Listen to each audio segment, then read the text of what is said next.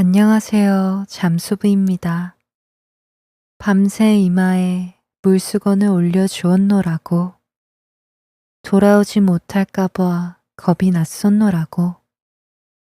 오늘 소개해드릴 시집 안희연 시인의 여름 언덕에서 배운 것입니다. 여름 언덕에서 배운 것. 온전히 나를 잃어버리기 위해 걸어갔다. 언덕이라 쓰고 그것을 믿으면 예상치 못한 언덕이 펼쳐졌다. 그날도 언덕을 걷고 있었다.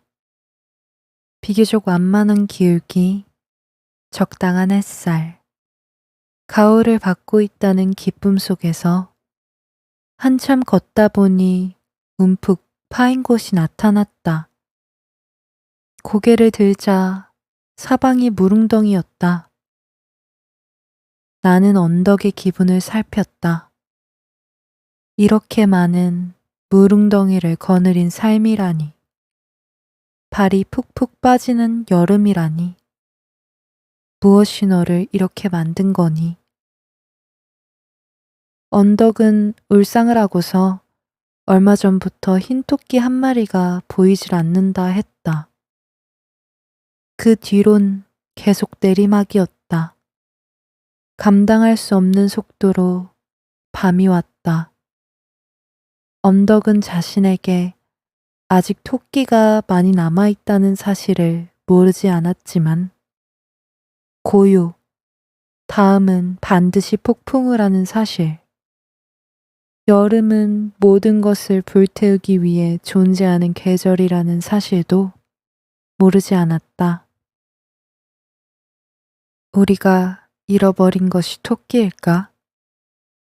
쫓기듯 쫓으며 나는 무수한 언덕 가운데 왜 하필 이곳이어야 했는지를 생각했다. 가고 있다는 사실만으로도 어떤 시간은 반으로 접힌다. 펼쳐보면 다른 풍경이 되어 있다. 안희연, 여름 언덕에서 배운 것. 아침은 이곳을 정차하지 않고 지나갔다. 날카로운 말은 아프지 않아. 폭풍우 치는 밤은 무섭지 않아. 아픈 것은 차라리 고요한 것. 울음을 참으려 입술을 깨무는 너의 얼굴. 너는 투명해지기 위해 안간힘을 쓰고 있다. 나의 땅은 그럴 때 흔들린다. 내가 어떤 모양으로 이곳까지 흘러왔는지 모를 때, 온 풍경이 너의 절망을 돕고 있을 때, 창밖엔 때 아닌 비가 오고 너는 우산도 없이 문을 나선다. 이제 나는 너의 뒷모습을 상상한다. 몇 걸음 채 걷지 못하고 종이처럼 구겨졌을까? 돌아보다 돌이 되었을까? 나의 상상은 맥없이 시든다. 언어만으로는 어떤 얼굴도 만질 수 없기 때문이다. 그뿐이다. 나를 스쳐 지나가는 오후. 성벽 너머의 성벽들. 빗방울이 머물 수 있는 공중은 없듯이 알고 보면 모두가 여행자. 너도 나도 찰나의 힘으로 떠돌겠지. 그러나 내일 나에게는 하나의 얼굴이 부족할 것이다. 깊은 어둠에 잠겼던 손이 이전과 같을 리 없으므로 그 손이 끈질기게 진흙덩어리를 비들 것이므로. 안희연, 아침은 이곳을 정차하지 않고 지나갔다. 소동. 밀가루를 뒤집어 쓰고 거리로 나왔다. 슬픔을 보이는 것으로 만들려고. 어제는 우산을 가방에 숨긴 채 비를 맞았지. 빗속에서도 뭉개지거나 녹지 않는 사람이라는 것을 말하려고 퉁퉁 부은 발이 장화 밖으로 흘러넘쳐도 내게 안부를 묻는 사람은 없다.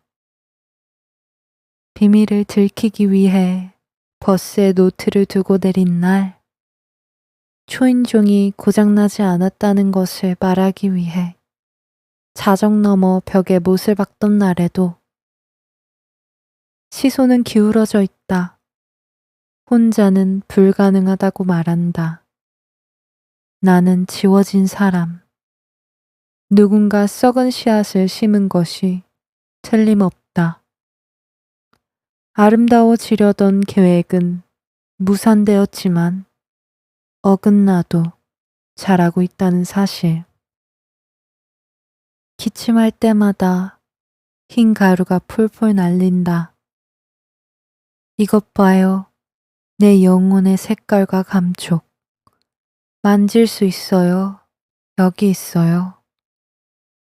긴 정적만이 다정하다. 다 그만둬버릴까? 중얼거리자 젖은 개가 눈앞에서 몸을 턴다. 사방으로 튀어오르는 물방울들.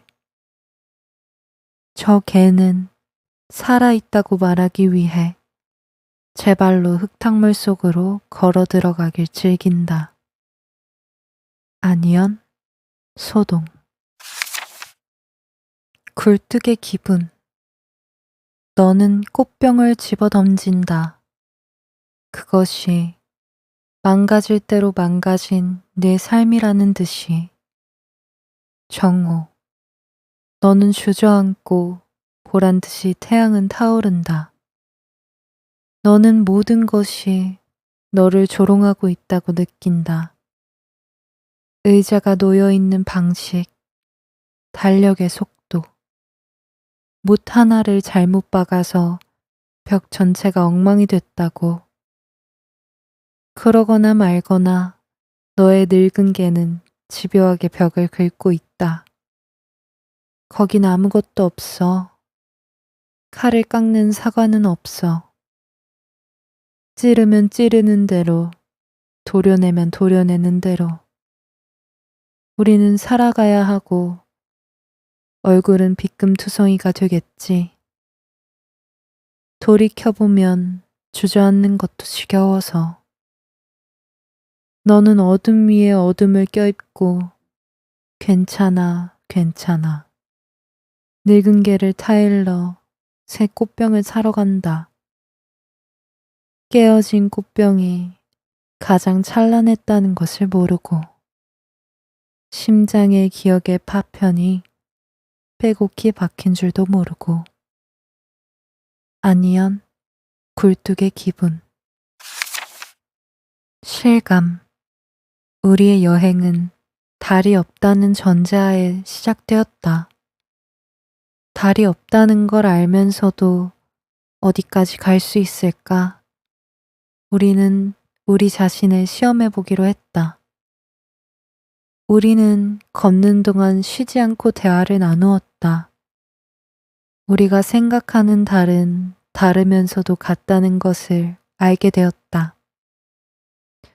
달을 찾으려면 밤의 한가운데로 가야 한다는 내게 너는 바다에서만 헤엄칠 수 있는 건 아니라 했고, 모든 얼굴에서 성급히 악인을 보는 내게 사랑은 비 온 날 저녁의 풀냄새 같은 거겠지 말했다. 우리는 보폭을 맞추며 씩씩하게 나아갔다. 우리를 살게 하는 힘은 온갖 종류의 그림 같아 내가 말하면 구름이 아름다운 건 흔적도 없이 사라지기 때문이겠지. 핑퐁을 치듯. 이따금 일렁이는 불에 젖은 마음을 말려보기도 했지만 언제나 시간은 거대한 장벽을 펼쳐 보일 뿐이었다. 달 없는 밤은 견디기 힘들었다. 고작 무릎까지밖에 안 오는 물웅덩이에 빠져 허우적거릴 때가 많았다. 제대로 가고 있는 건지 모르겠어. 우리는 산이 놓쳐버린 두 개의 굴렁쇠처럼 하루하루를 굴러 잿빛 바다에 이르렀다. 고작 이런 풍경을 보려고 여기까지 온 것일까?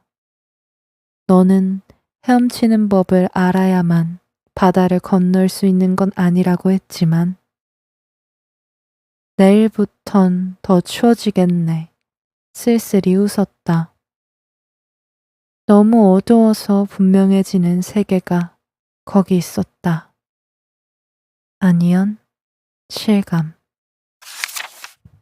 표제시에 무엇이 너를 이렇게 만든 거니? 바라하는 부분과 다음 굴뚝의 기분에서 칼을 깎는 서가는 없어. 찌르면 찌르는 대로, 도려내면 도려내는 대로 우리는 살아가야 하고 바라하는 부분이 오래 기억에 남습니다.